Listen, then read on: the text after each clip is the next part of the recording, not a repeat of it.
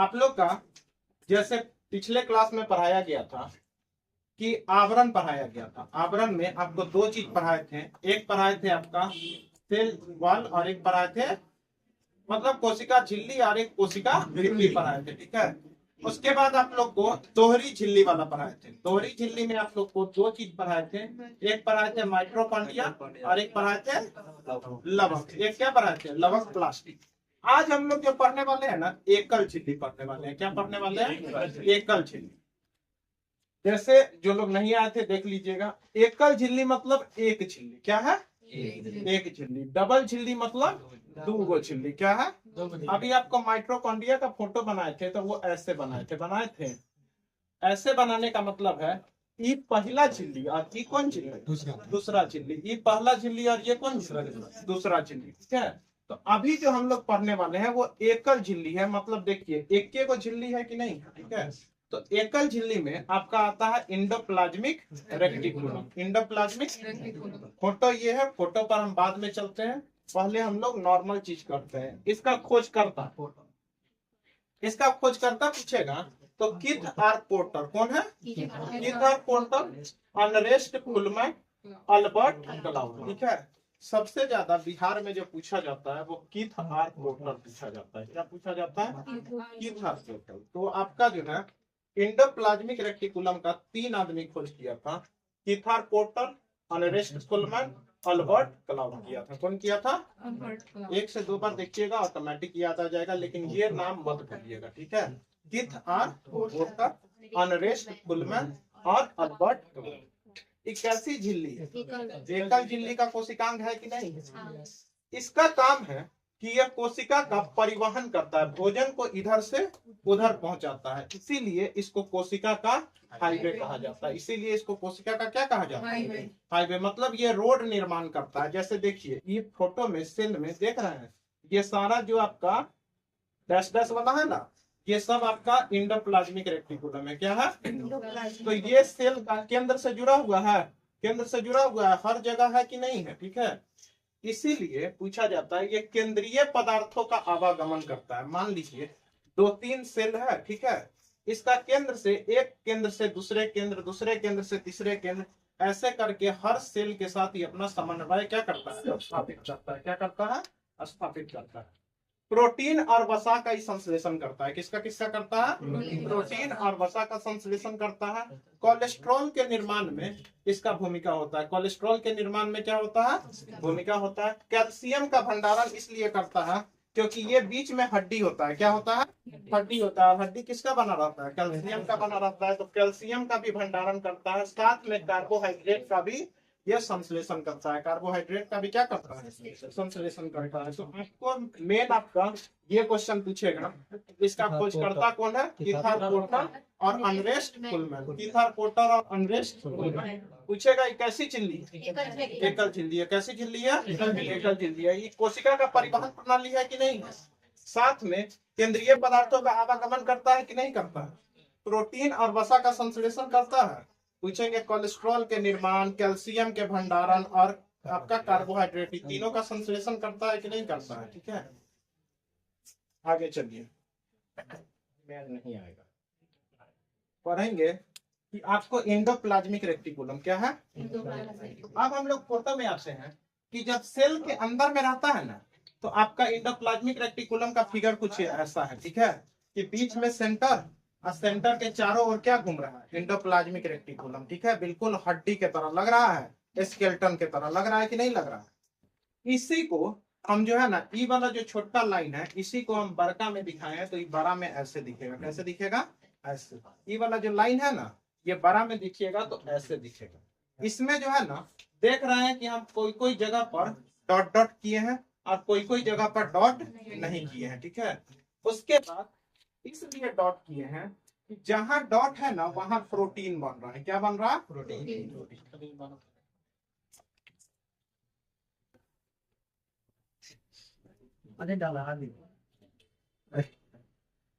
कि आपका जो है जहां भी डॉट डॉट है, ठीक है, वो डॉट आपका राइबोसोम है। क्या है? राइबोसोम। आप लोग जानते हैं कि जहां भी राइबोसोम रहे वहां किसका निर्माण होगा? प्रोटीन का निर्माण होगा। वहां किसका निर्माण होगा? प्रोटीन का निर्माण होगा। तो इस सारा जगह पर राइबोसोम बैठा हुआ है। इस सारा जगह पर क्या बैठा हुआ है? राइबोसोम बैठा हुआ है। और यहाँ पर राइबोसोम बैठा हुआ नहीं है। ठीक है, तो आइए ईआर क्या है? ईआर दो पार्ट में पढ़ते हैं, एक और रफ इंडोप्लाज्मिक रेटिकुलम और वो क्या है? अच्छा, यहाँ पर बैठा हुआ रहेगा तो एक तरीका से रफ है कि नहीं है? ठीक है, और यहाँ कुछ नहीं है तो चिकन है कि नहीं है? ठीक है, तो आप आइए, जो डॉट वाला है ना वही होता है राइबोसोम। वही क्या होता है? और राइबोसोम हमेशा किसका निर्माण करता है? प्रोटीन का निर्माण करता है। किसका निर्माण करता है? प्रोटीन का निर्माण करता है। यही क्वेश्चन आपका पूछा था कि वह पॉइंट जहां पर राइबोसोम रहता है, ठीक है, मान लीजिए ई वाला पॉइंट यहाँ राइबोसोम है, ई वाला पॉइंट राइबोसोम है, ये पॉइंट राइबोसोम है। ये जिस पॉइंट पर है ना उसको क्या कहा जाता है? ठीक है, तो ये जो पॉइंट पर रहता है इसी को ट्रांसकोलन कहा जाता है। इस पॉइंट को क्या कहा जाता है? ट्रांसकोलन। क्या कहा जाता है? वह जगह जहाँ राइबोसोम चिपका हुआ है वो जगह को क्या कहा जाता है? ट्रांसकोलन। क्या कहा जाता है? ट्रांसकोलन। क्या कहा जाता है? ट्रांसकोलन। ठीक है, अब आइए स्मूथ वाला जगह पर। कौन है? स्मूथ वाला जगह पर। तो यहाँ पर कोई भी डॉट है नहीं है, मतलब यहाँ राइबोसोम नहीं होता। यहाँ राइबोसोम क्या होता है? नहीं होता। यह जगह कैसी होती है? चिकनी होती है। और चिकना चीज आपको कब लगता है? जब घी उड़ाता है तो चिकना लगता है ना पूरा। और घी खाइएगा तो वसा होगा कि नहीं होगा? फैट बढ़ेगा कि नहीं? तो चिकना जगह जहां भी है वहां वसा, लिपिड, फास्फोलिपिड का निर्माण होता है। ठीक है, मतलब आपका कभी कभी देखते होंगे कोई कोई लड़का लोग बहुत सुंदर दिखता है। ठीक है, सुंदर कब दिखेगा? जब उसमें फैट का जमाव होगा। ठीक है, जैसे ही देखिएगा 12-13 साल का लड़का लोग का, ठीक है, गाल धसा रहता है, दुबर पातर रहता है, ठीक है, देखने में अच्छा नहीं लगेगा। ठीक है, धीरे धीरे उसका स्मार्टनेस कब बैठता है? जब उसमें जो है ना धीरे धीरे उसका गाल फूलता है। ठीक है, मतलब उसमें फैट क्या होता है? जमा होता है। कुछ दिन बाद और खराब दिखने लगेगा जब कुछ ज्यादा जम जाएगा। ठीक है, तो आप देखिएगा वसा लिपिड, मतलब जहां भी वसा वहां भी सामान क्या होगा? चिकनी होगा। वहां का क्या होगा? चिकनी। तो आपसे जो पूछेंगे वो आपसे कहेंगे कि बताइए रफ इंडोप्लाज्मिक रेटिकुलम में वो रफ वाला जगह पे क्या रहता है? राइबोसोम। राइबोसोम रहेगा तो प्रोटीन बनाएगा। अब प्रोटीन जहां भी बनाएगा वो अर्ध स्वायत्त अंग कहलाएगा, सेमी ऑटोनोमस बॉडी। ठीक है, मतलब आपका ईयर भी अपना भोजन खुद बना सकता है। अपना भोजन क्या कर सकता है? जैसे आप लोग को इससे पहले माइट्रोकॉन्ड्रिया बताए थे, माइट्रोकॉन्ड्रिया में राइबोसोम था, तो राइबोसोम भी है तो वो भी आपका कैसा है? प्रोटीन बनाएगा। तो प्रोटीन बनाएगा मतलब वो अपना खाना खुद से बना सकता है, मतलब सेमी ऑटोनोमस बॉडी, अर्ध स्वायत्त अंग है। क्या है? अर्ध स्वायत्त अंग। तो इसमें कुछ नहीं पूछेगा, पूछेंगे कोशिका का हाईवे कौन कहलाता है? ठीक है, उसके बाद पूछेंगे कि केंद्रीय पदार्थ का आवागमन में भूमिका कौन निभाता है? ठीक है, खोज कौन किया था? कीथर पोर्टर और क्लाउड किया था। कौन किया था? क्लाउड किया था। पूछेंगे कि रफ इंडोप्लाज्मिक रेटिकुलम में क्या रहता है? राइबोसोम। इसका बोलेंगे कि वह पॉइंट जहां राइबोसोम चिपका ट्रांसकोलन। क्या कहा जाता है? ट्रांसकोलन। स्मूथ जो है वहां पर राइबोसोम नहीं होता है, प्रोटीन का निर्माण नहीं होता। और यहाँ क्या रहता है? मतलब एक खाली जगह पर फैट और एक भरा हुआ जगह पर प्रोटीन बनता है। क्या बनता है? इलाका इंडोप्लाज्मिक रेटिकुलम खत्म। थोड़ा सा और पढ़ाना छूट गया था। Smooth endoplasmic reticulum, smooth endoplasmic reticulum, यही ना पूरा नाम होगा, जिसको कहा जाता है SER, यही ना शॉर्ट फॉर्म होगा, स्मूथ इंडोप्लाज्मिक रेटिकुलम। याद रखिएगा, जैसे हमारे शरीर में कोई जहर अगर प्रवेश कर रहा है तो उसकी जानकारी हमें लीवर से प्राप्त होती है कि नहीं? ठीक है, अगर कोई खा के मर जाता है या फिर नहीं खाया रहता है तो डॉक्टर किससे पहचान करेंगे? लीवर से। या फिर अगर थोड़ा सा विष अगर पीजिएगा ना तो आप बच जाइएगा। ठीक है, अब बचने के बाद तो भाई घर में जो कुटैया होगा। ठीक है, इसीलिए खाइए पीजिए तो पूरा भरपूर पी लीजिए। ठीक है, उठने का नौबत ना पड़े। अगर थोड़ा सा पीजिएगा ना, ठीक है, दिखाइएगा कि हम मर जाएंगे, ठीक है, तो आप मरिएगा नहीं। आपका लीवर वो विष को क्या करता है? सोख लेता है। ठीक है, तो थोड़ा सा अगर जहर पीजिएगा ना तो निस विष कारक के रूप में आपका बॉडी का कौन पार्ट है? लीवर। कौन है? जो आपका जहर चीज को थोड़ा सा सोख लेगा, इसीलिए आदमी जल्दी मरता नहीं है अगर हल्का क्वांटिटी में जहर। ठीक है, हल्का मतलब अब जितना में तो मार खाने वाला पोजीशन में होता है, थोड़ा सा चूहा उहा का मारने वाला, ठीक है। लेकिन इसी तरह ज्यादा लेकिन पी लीजिएगा तो लीवर का भी एक क्षमता है ना, उससे ज्यादा आपको बचा फिर नहीं पाए।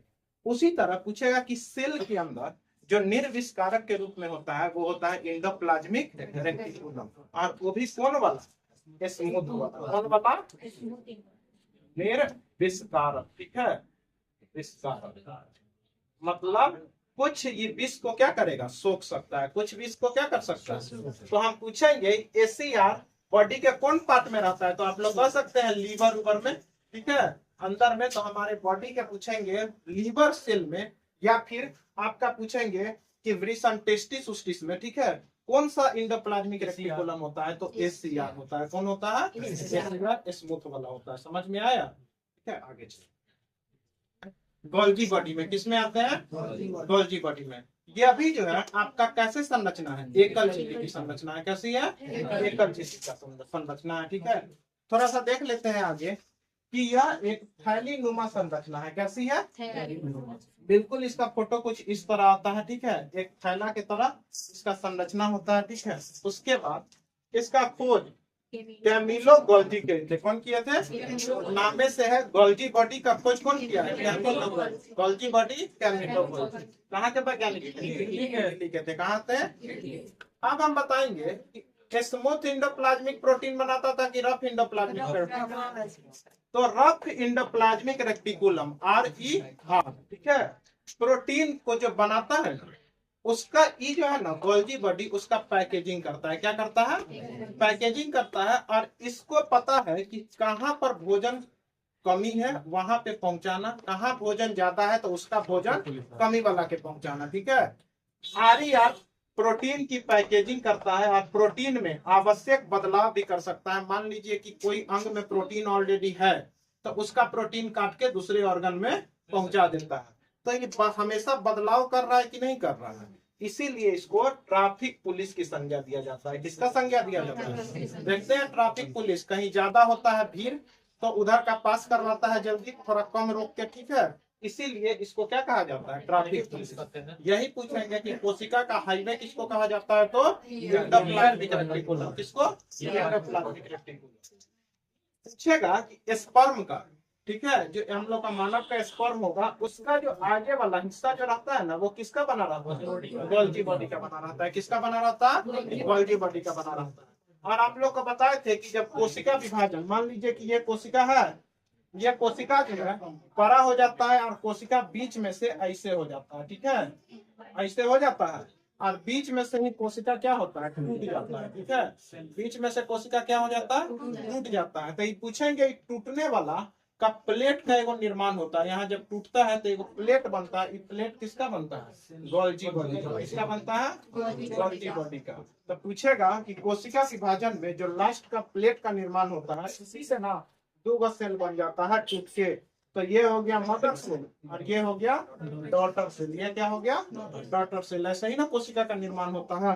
तो पूछेगा कि कोशिका विभाजन के समय जो प्लेट बनता है, इस प्लेट जो है किसका रहता है, गोल्जी बॉडी का रहता है। स्पर्म का आगे वाला भाग किसका बना रहता है। पेड़ पौधे में गोल्जी बॉडी छोटा होता है। पेड़ पौधे में गोल्जी बॉडी क्या होता है, छोटा होता है, जिसको हम लोग कहते हैं डिक्टियोसोम। क्या कहते हैं, तो हम पूछेंगे पेड़ पौधे में जो गोल्जी बॉडी पाया जाता है इसको क्या कहा जाता है, डिक्टियोसोम। क्या कहा जाता है, डिक्टियोसोम कहा जाता है। तो देख लीजिए एक थैलेनुमा संरचना है, खोज कौन किया था, कैमिलो गोल्जी। प्रोटीन की पैकेजिंग करता है, इसीलिए इसको ट्रैफिक पुलिस की संज्ञा दिया जाता है, ठीक है। साथ में स्पर्म का आगे ना हिस्सा किसका बना रहता है, और कोशिका विभाजन के समय जब प्लेट का निर्माण होता है वो किसमें होता है, गोल्जी बॉडी का। और पेड़ पौधे में जो गोल्जी बॉडी छोटा होता है उसको क्या कहा जाता है, डिक्टियोसोम कहा जाता है। क्या कहा जाता है, डिक्टियोसोम कहा जाता है। गोल्जी बॉडी खत्म। अब जो है एकल झिल्ली का अंतिम जो आपका कोशिकांग है, उस कोशिकांग का नाम है लाइसोसोम। क्या है, लाइसोसोम, ठीक है, लाइसोसोम। पूछेगा इसका जो निर्माण होता है ये गोल्जी बॉडी से ही होता है। किससे होता है, या विशेष परिस्थिति में अगर गोल्जी बॉडी लाइसोसोम का निर्माण नहीं करती है, उस स्थिति में एंडोप्लाज्मिक रेटिकुलम के द्वारा भी आपका लाइसोसोम का निर्माण हो सकता है। ठीक है, तो आपका पूछेगा कि लाइसोसोम किससे बनता है, गोल्गी बॉडी से और एंडोप्लाज्मिक रेटिकुलम से। ठीक है, समझ में आ रहा है ना, किसी को कोई परेशानी? क्रिस्टन डी डुबे, इसका जब खोज किया था वो कौन किया था, क्रिस्टन डी डुबे, इसलिए कि इस सेल को डुबा देता है, ये सेल को क्या करता है, डुबा देता है। ठीक है, कार्य इसका याद रखिएगा कि ये जो है ना कोशिका के मौजूद, कोशिका के अंदर जितना भी गंदगी उंदगी रहता है, ठीक है, जो खराब चीज रहता है उसको ये समाप्त करता है, मतलब कोशिका का क्या करता है, सफाई करता है। इसीलिए कोशिका का सफाई कर्मी किसको कहा जाता है, लाइसोसोम को। क्या कहा जाता है, लाइसोसोम को। ठीक है, 60 से अधिक प्रकार का हाइड्रोलिटिक एंजाइम इसमें रहता है। क्या रहता है, हाइड्रोलिटिक एंजाइम रहता है, जो आपका जो है ना आपका कोशिका को ये क्या कर देता है, पचाता है। कोई भी गंदा चीज अगर कोशिका में चला जाए तो वो क्या कर देगा, इसको पचा जाएगा। ठीक है, कार्बोहाइड्रेट, वसा, कोलेस्ट्रॉल, इस सभी का पाचन करता है। ठीक है, आपके बॉडी में अगर कोलेस्ट्रॉल ज्यादा हो जाए तो ये आपको कोलेस्ट्रॉल को भी क्या करेगा, खा जाएगा। ठीक है, अगर खराब हो जाए। लाइसोसोम नहीं समझ रहे हैं तो साधारण के तरह समझ लीजिए कि मान लीजिए हम लोग का खून बार बार 3 महीना पे जल जाता है कि नहीं जल जाता है, सब लोग जानता है। ठीक है, तो खून उन या फिर कोई भी चीज, मान लीजिए आपको एक बीमारी हो गया, ठीक है, वो बीमारी के लिए दवा खाए, बीमारी तो मर गया लेकिन वो कुछ अपना अवशिष्ट चीज छोड़ के जाएगा कि नहीं जाएगा। लाइसोसोम आएगा, बोलेगा कि अच्छा ये गंदा चीज है, यहाँ क्या कर रहा है, इसको आपके कोशिका से क्या कर देगा, हटा देगा। क्या कर देगा, हटा देगा। इसी को हम लोग कहते हैं सफाई करना। क्या कहते हैं, और इसमें कितना से अधिक, 60 से अधिक हाइड्रोलिटिक एंजाइम होता है। क्या होता है, हाइड्रोलिटिक एंजाइम होता है। इसमें एगो खराबी क्या है कि अगर ये माइटोकॉन्ड्रिया के संपर्क में आ गया, किससे संपर्क में आ गया, माइटोकॉन्ड्रिया के संपर्क में आ जाएगा तो ये फिर किसी को पहचाने उचानेगा नहीं। ठीक है, कहेगा कि हम ही डॉन है। क्या है, हम ही डॉन है। तो माइटोकॉन्ड्रिया से प्रेरणा लेके ये अनियंत्रित हो जाता है, जिसको नियंत्रित नहीं किया जा सकता। और ये जो है ना ऐसा अनियंत्रित होता है कि खराब कोशिका को तो खैबे करता है, अच्छो कोशिका को खा जाता है। क्या करता है, अच्छो कोशिका को खा जाता है। तो माइटोकॉन्ड्रिया से प्रेरणा लेके लाइसोसाइम अनियंत्रित हो जाता है और जीवित कोशिकांग को भी खाना क्या करता है, शुरू कर देता है। ठीक है, और स्वयं भी धीरे धीरे सारा खा के एक बार फट जाता है। क्या होता है, फट जाता है बस। हाँ, इसीलिए फट जाता है, इसीलिए इसको क्या कहा जाता है, आत्महत्या का फल। अगर आपके बॉडी में लाइसोसाइम फट गया मतलब आप भी क्या होगा, खत्म होगा। सेल के साथ सेल खत्म मतलब आप भी खत्म। ठीक है, इसीलिए इसको क्या कहा जाता है, सुसाइडल बैग या आत्महत्या की थैली कहा जाता है। सुसाइडल बैग या आत्महत्या। तो पूछेंगे कि लाइसोसाइम किससे प्रेरणा लेता है, माइटोकॉन्ड्रिया से लेता है। ठीक है, सुसाइडल बैग या आत्महत्या की थैली किसको बोला जाता है, लाइसोसाइम। ठीक है, अब आइए ऑटोलिसिस या एप्टोसिस। क्या है, एप्टोसिस। ठीक है, गर्भ अवस्था के दौरान आपका जब गर्भ में बच्चा उच्चा रहता है ना, तो जब बच्चा निकलता है तो देखते होंगे उसका उंगली सटा हुआ रहता है। ठीक है, उंगली क्या रहता है, सटा हुआ। धीरे धीरे उसका उंगली क्या होता है, खुलता है। ठीक है, अलग अलग होता है। स्टार्टिंग में क्या रहता है, सटा हुआ रहता है। ठीक है, तो गर्भ अवस्था के दौरान अगर रेगुलर एप्टोप्टिस हो रहा है मतलब अच्छा हो रहा है, ठीक है, धीरे धीरे हो रहा है, तो आपका वो अच्छा मतलब धीरे धीरे बीच में का सेल को खाएगा लाइसोसाइम। ठीक है, और धीरे धीरे उंगली क्या होगा, खुलेगा। ठीक है, लेकिन अगर अनियंत्रित हो जाए, क्या हो जाए, अनियमित हो जाए, ठीक है, तो ये आपका कोशिका को भी समाप्त करना शुरू हो जाता है। इसीलिए एड्स की स्थिति में जब एड्स होगा ना तो वो आपका लाइसोसाइम क्या होगा, अनियमित हो जाएगा। क्या हो जाएगा, अनियमित एप्टोप्टिस हो जाएगा, जिससे आपका जो अच्छा सेल भी रहेगा ना वो भी एड्स में क्या होगा, खत्म होना शुरू हो जाएगा। बस धीरे धीरे आपका शरीर कमजोर होगा और आप ऊपर चले जाइएगा। ठीक है, तो आपका यही है ऑटोलाइसिस या एप्टोप्टिस। ठीक है, तो आप याद रखिएगा लाइसोसोम का जन्म कहाँ से होता है, गोल्गी बॉडिया। ठीक है, इसका खोज कौन किया था, डुबे, कहा कि डुबा देता है सेल को। ठीक है, तो डी डुबे। कार्य क्या है कि अवशिष्ट पदार्थ को क्या करेगा, समाप्त करेगा। कितना तरीका से इसमें एंजाइम रहा है, हाइड्रोलिटिक एंजाइम, कार्बोहाइड्रेट, वसा, कोलेस्ट्रॉल सभी का क्या करता है। माइटोकॉन्ड्रिया से प्रेरणा लेके लाइसोसाइम क्या होता है, अनियंत्रित हो जाता है। और जीवित कोशिका को भी खाना शुरू कर देता है। साथ में जब जीवित कोशिका खाएगा, इसीलिए ना इसको सुसाइडल बैग कहा जाता है। सुसाइडल बैग या आत्महत्या की थैली कहा जाता है। ऑटोलाइसिस या एप्टोप्टिस कहते हैं, ठीक है। तो गर्भ अवस्था के दौरान अगर रेगुलर एप्टोप्टिस हो रहा है तो बढ़िया है, क्या है, बढ़िया। ये खराब चीज को खाएगा, बच्चा स्वस्थ होगा, ठीक है। लेकिन अगर अनियमित हो गया तो आपका अच्छा सेल को भी खाना शुरू कर देता है, ठीक है। एड्स की स्थिति में अनियमित एप्टोप्टिस होता है, ठीक है। कोई दिक्कत है? ये लगाकर गोल्जी बॉडी हुआ, मतलब आपका दोहरी झिल्ली, आवरण और एकल झिल्ली, ठीक है। एकल झिल्ली में 3 आया। आज क्या क्या पढ़ा है? एंडोप्लाज्मिक रेक्टिकुलम, गोल्जी बॉडी और लाइसोसोम। ये सब कैसा है? एकल झिल्ली। कैसा? अब हम लोग झिल्ली रहित पढ़ेंगे, जिसमें आपका सेंट्रोसोम और राइबोसोम आएगा, ठीक है।